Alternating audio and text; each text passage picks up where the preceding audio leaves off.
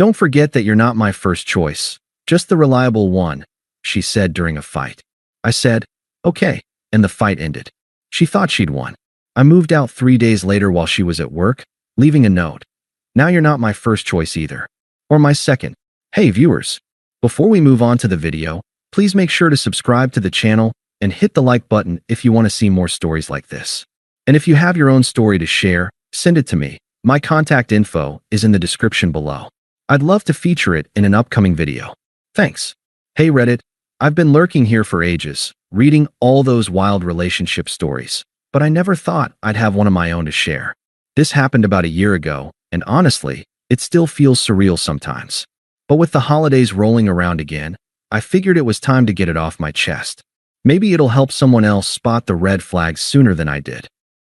Buckle up, this one's got betrayal, quiet exits, and some seriously ironic karma.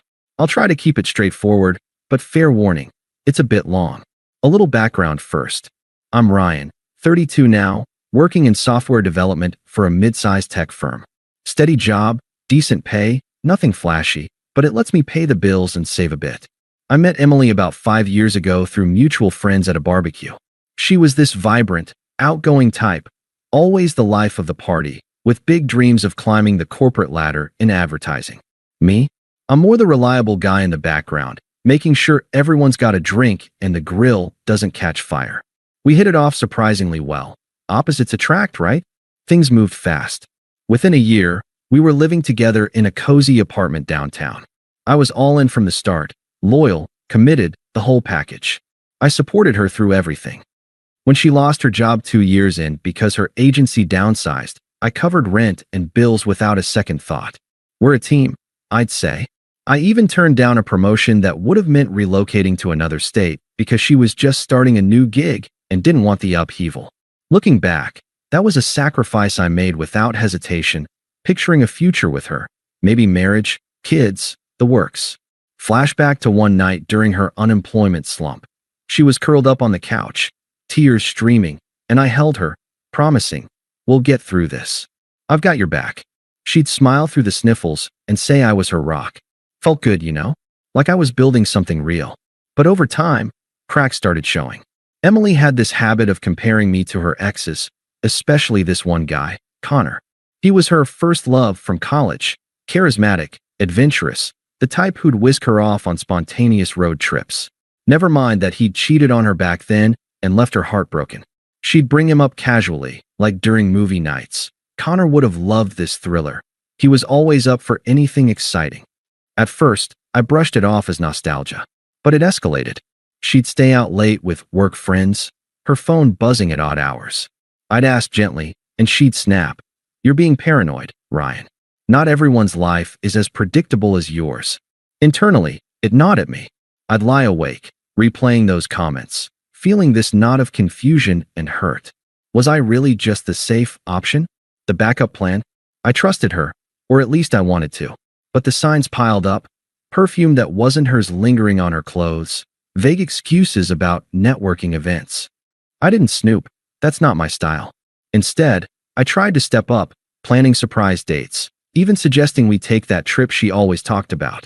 But she'd dismiss it. Maybe later. Work's crazy. The vulnerability hit hard in those quiet moments alone, staring at the ceiling, wondering if I was enough. It was unfair, this slow emotional erosion, but I held on, hoping it was a phase. Then came the fight that changed everything. It was a Friday night, right before the weekend. We'd planned to grab dinner at our favorite spot, but she came home late, distracted, scrolling through her phone with this secretive smile. I asked what was up, and it spiraled from there. Something trivial about me not being spontaneous enough. Words flew, and in the heat of it, she dropped the bomb. "You're acting like you're entitled to all my time," she huffed, crossing her arms in the living room, her eyes flashing with that smug certainty she got when she thought she had the upper hand. Entitled? Emily, we've been together for years. I just want to know what's going on, I replied, keeping my voice even, though my chest tightened. She laughed, a short, bitter sound that cut deep. "Oh, please. Don't forget that you're not my first choice, just the reliable one. Connor? He was passion, fire. You're the guy who pays the bills and doesn't complain. Safe. Boring. But hey, it works for now. The words landed like a punch. I stood there, staring at her, the room suddenly feeling too small. Her tone was dismissive, like she was stating a fact about the weather. Smug, almost proud of how cleverly she'd twisted the knife. No remorse, just this entitled justification. Everyone has a past, Ryan. You should be grateful I'm here at all. I felt the confusion swirl, vulnerable, exposed, like all my efforts had been a joke to her. But instead of yelling or begging, something clicked. Calm washed over me. Okay, I said simply, my voice steady. She blinked, caught off guard. Okay, that's it. Yeah, okay. I turned and walked to the kitchen, grabbing a glass of water like nothing happened. The fight ended right there. She smirked, probably thinking she'd won, that I'd back down like always. She grabbed her jacket and muttered something about needing air, slamming the door behind her. That night, I didn't sleep much. Her words echoed. Not my first choice. It confirmed what I'd suspected, texts I'd glimpsed earlier that week, late-night calls she brushed off as old friends. Connor was back in the picture, or maybe never left. Emotional betrayal at minimum, probably physical too. The hurt was raw, this sense of being undervalued, discarded without a real fight.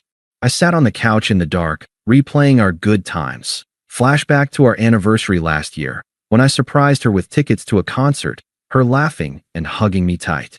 You're the best, she'd said then. Now, just reliable. But I didn't confront her. No dramatic scene.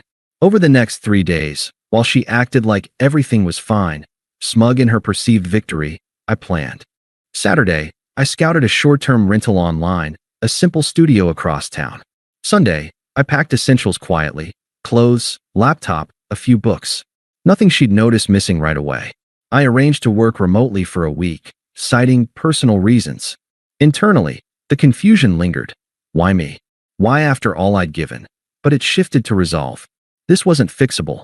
She saw me as a backup. I deserved better.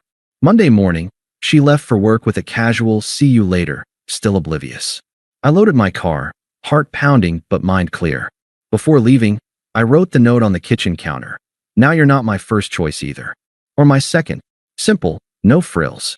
I left my key, walked out, and drove away. No calls, no texts. Just gone. Her first reaction came via text an hour after she got home. What the hell, Ryan? Where are you? This is childish. Then calls, which I ignored. By evening, voicemails. Come on, we can talk about this. You overreacted. She thought it was a bluff, that I'd crawl back. But I didn't. I settled into the studio, unpacked, and for the first time in months, breathed easy. The silence was deafening at first. The unfairness of it all, her twisted logic making me the villain. I journaled a bit, hit the gym, reconnected with old hobbies like hiking. It hurt, sure. Those quiet nights questioning everything. But I sat with it. No rushing to fix things. Dignity over drama. Mutual friends reached out, confused. Emily says you just vanished. What happened? I kept it vague. We grew apart. Some sided with her initially, feeding her narrative that I was unstable. Her family, toxic bunch, always enabling her, left messages too. Man up and come back. She's upset. But I blocked the noise, focusing inward. The emotional middle dragged. That limbo of processing betrayal without lashing out. It built character, though. Slowly, vulnerability gave way to clarity. I wasn't the problem. That's when things got interesting, or rather, when karma started whispering in the background. But before the downfall, there was the silence. The emotional void I had to navigate. Reddit. If you've been through a breakup like this, you know it's not the dramatic exit that hurts most. It's the aftermath, the sitting with the unfairness. I didn't lash out or seek revenge. I just detached. For weeks, I lived in that studio apartment, a bare-bones place with a lumpy bed and a view of a parking lot. No frills, but it was mine. I threw myself into routines to rebuild. Early morning runs along the river path, coding side projects that I'd shelved for her, even picking up guitar again, something I'd loved in college but dropped because we didn't have time. The confusion lingered like a fog. Why had she said that? Why treat me like a placeholder after all I'd sacrificed? Flashback to last Christmas. I'd scraped together savings for a necklace she'd eyed online, wrapping it with care. Her eyes lit up when she opened it, pulling me into a kiss. You're so thoughtful, Ryan. I don't deserve you. Now those words felt mocking. The betrayal wasn't just emotional. It was the manipulation, the way she'd kept me hooked as her safety net while eyeing Connor. I'd pieced it together from snippets. Mutual friends mentioned seeing her out with him weeks before the fight. Late nights at work were probably dates. It stung, this realization that I'd been the fool, loyal to a fault while she played both sides. But I didn't beg or confront. Dignity meant silence. I ignored her escalating texts. Ryan, this is ridiculous. Come home. Then angrier. Fine, keep your stuff. I don't need you. Her smugness seeped through even digitally, like she expected me to crack. Mutual friends trickled in with messages, some neutral, others echoing her toxicity. One buddy, Mike, called, "Dude, Emily's spinning this like you're the one who bailed without reason. Says you overreacted to a fight." I kept responses short. "It's done." Her sister texted too, all entitled, "Family's worried. You owe her an explanation." Blocked. The unfairness built. Why was I the villain for walking away from disrespect? I sat with it during solo hikes, the trail crunching underfoot, mind racing through the hypocrisy. Her twisted logic. I was reliable, but that made me boring? No, it made me valuable, something she didn't appreciate until too late. Internally, the shift happened gradually. Vulnerability faded, clarity emerged. Therapy helped, a neutral online session where I unpacked the hurt without drama. "You're not defined by her choices," the counselor said. I started thriving quietly, landed a remote freelance gig that paid better, reconnected with old friends who drifted during our relationship. One weekend, I drove out of town for a solo camping trip, tent pitched under stars, no phone signal. It was liberating, this emotional space. No more walking on eggshells. The middle dragged, sure, nights of replaying her words, feeling discarded like yesterday's news. But it deepened the arc. I wasn't rushing to win, I was building. By month 2, her attempts tapered off. She posted vague social media updates about new beginnings, with Connor, all smiles.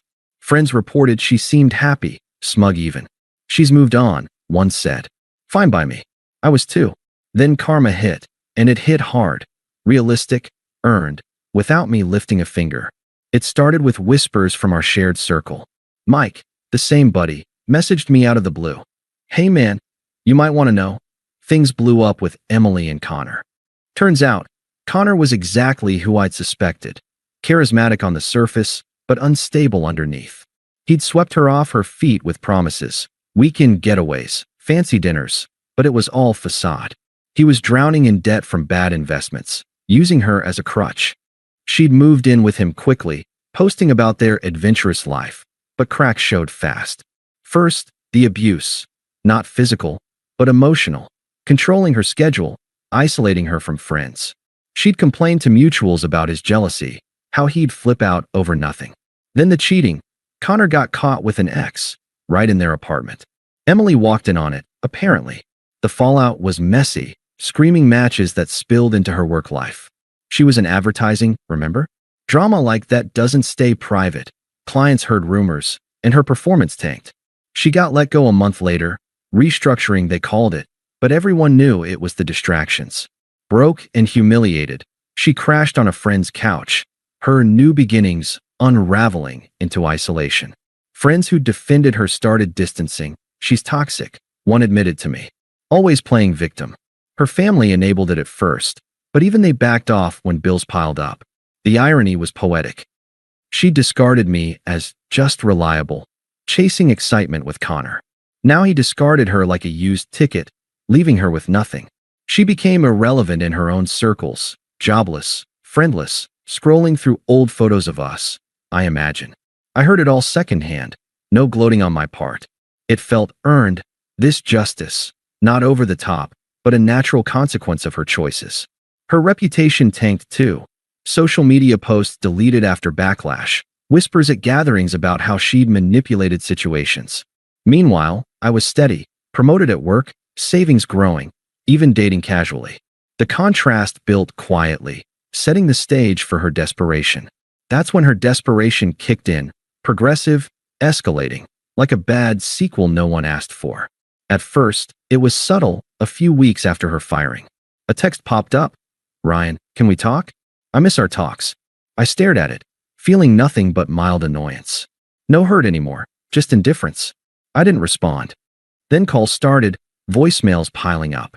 One evening, my phone rang while I was cooking dinner in my new place, a proper one-bedroom I'd upgraded to after the freelance gigs took off. I let it go to voicemail, but curiosity made me listen later. Hey, it's me. Emily's voice cracked a bit, not her usual smug tone. Look, Connor was a huge mistake. He used me, Ryan. Cheated, left me with nothing. I know I said some awful things, but that was just anger talking. You were always the reliable one, the good one. Please call back. We can fix this. Twisted logic, right? Now I was the good one after being demoted to backup? Hypocrisy at its finest. I deleted it, no reply. But she ramped up. Next day, more texts. I'm sorry, okay? I see now what I lost. You're stable, kind, everything Connor wasn't. Let's meet for coffee. Apologetic, laced with excuses. Still, her words revealed the shift, power reversing, her unraveling while I thrived. Then the in-person attempt. About a month post-downfall, I was grabbing groceries when she showed up at the store, must have gotten my location from a mutual. She looked rough, hair messy, eyes puffy, no trace of that vibrant party girl. Ryan, she called, hurrying over in the produce aisle. I turned calmly, basket in hand. Emily. Her voice trembled, desperate now. Please, hear me out. I was wrong, so wrong. Connor turned out to be abusive, controlling everything. He isolated me, cheated with his ex. I lost my job because of the stress. Clients bailed. I'm crashing on Lisa's couch, scraping by on freelance that's drying up. But you were my rock. I realize that now. Can we try again? I'll change. I set down an apple, voice firm and even. No. She blinked, face flushing. What? After everything? I said I'm sorry. You owe me a chance. You just left with that note, like I meant nothing. Oh her. The entitlement boiled over. You made your choice, Emily. Connor was the passion, I was just reliable. Remember? But that was a fight. People say stupid things. You're being cruel now. I shook my head, no emotion. I'm being done. Good luck. I walked away, her calling after me, but I didn't look back. It didn't stop. She got toxic friends and family involved. Her sister ambushed me with a call. Emily's a mess because of you. She cries every night. Be a man. Forgive her. Family sticks together. Blocked. A guy friend, Tom, messaged, dude, she's desperate. Connor wrecked her. Abusive texts drained her savings. Give her closure at least. I replied curtly. She had her closure with that first choice line. Even her mom emailed, all unpleasant. You've humiliated her enough. Come back or you're no better than Connor. The pressure was unreal, their toxicity mirroring hers, enabling, demanding, no accountability. By now, her attempts turned angry. A final voicemail. Fine, ignore me. You're heartless, Ryan. I thought you were better, but you're just petty. Enjoy your boring life alone. Click. Power reversal complete. Her true colors, lashing out when desperation failed. I blocked her everywhere, the silence golden. No sympathy from me. She'd earned this isolation. My life. Thriving. New projects, a budding interest in photography from those hikes, even a date or two with someone genuine. The emotional freedom was real. She'd become irrelevant. Fast forward a few months to our mutual friend Mike's birthday party, a casual backyard gathering at his place on the outskirts of town. I debated going, knowing she might show, but why hide? I'd moved on completely, promoted to senior dev, traveling for fun, and yeah, seeing someone new, Nora, a kind, adventurous woman I'd met through a hiking group. We clicked without the drama. She appreciated reliability as strength, not boredom. The party was lively, string lights, barbecue smoke, laughter. I arrived with Nora, hand in hand, feeling at peace. Mutuals greeted me warmly. Word had spread about Emily's side, and most had shifted allegiance after seeing her hypocrisy. Then, there she was, Emily, across the yard, looking even more worn, nursing a drink alone. Our eyes met. She approached hesitantly, desperation etched on her face.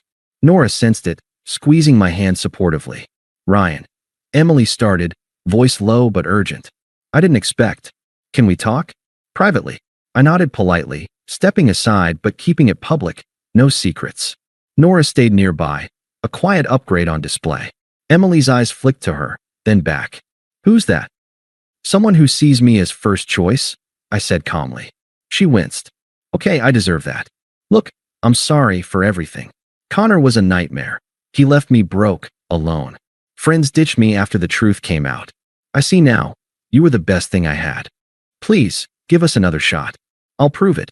Her plea hung there, hypocritical, begging after dismissing me. I mirrored her logic back, firm and evolved. Remember what you said? I wasn't your first choice, just reliable. Well, now you're not mine. Or my second. I've built a life without you. Better job, real connections, someone who values me fully. I gestured subtly to Nora, the contrast stark. Me thriving, her desperate. Tears welled. But I learned from this. Don't you care at all?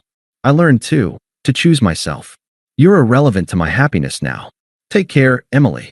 Detached, no punishment, just facts. She stood there, powerless, as I walked back to Nora and the group. Mutuals whispered. One even said, "Good for you, man." The visual reversal hit her hard. My growth on display, her failure public. That was it. No more contact. Emotional closure, ironic and earned. Reddit. If you're in a similar spot, remember, dignity wins. Walk away, build up, let karma handle the rest. Thanks for watching. Make sure to subscribe to the channel and hit the like button. What do you think about this story? Share it in the comments.